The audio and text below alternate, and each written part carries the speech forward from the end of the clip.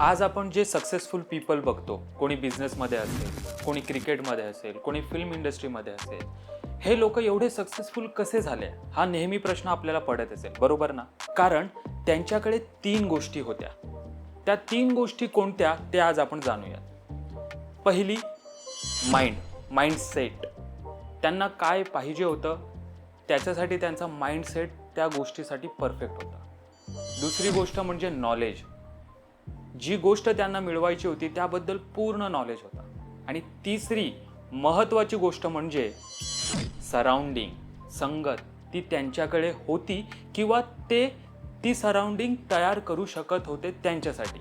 पण आपल्या बाबतीत काय होते, आपण आपला माइंडसेट तयार करतो, आपल्याला जी गोष्ट पाहिजे त्याच्यासाठी आपण पूर्णपणे माइंडसेट फोकस करतो, आपण नॉलेजही घेतो, पण सराउंडिंगमध्ये आपल्याला प्रॉब्लेम येतो. कारण आपल्याला जर मला मोठा एक्सपोर्ट इम्पोर्टचा व्यवसाय करायचा असेल तर तो व्यवसाय करणारे लोक माझ्या आजूबाजूला नसतील कदाचित, किंवा त्याबद्दलचा सपोर्ट मला मिळणार नाही. मग मी सक्सेसफुल होऊ शकणार का?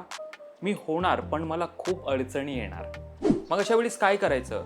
अशा वेळेस आपण त्या लोकांशी संगत करायची, त्या लोकांशी जास्तीत जास्त वेळ घालवायचा. म्हणजे काय होईल, हळूहळू त्यांच्याशी मैत्री होणार, हळूहळू आपल्याला ते प्रॅक्टिकली आपल्याला कळणार की पुढं कसं जायचं, प्रॅक्टिकली आपल्याला कळणार की आपण सक्सेसफुल कसं होणार.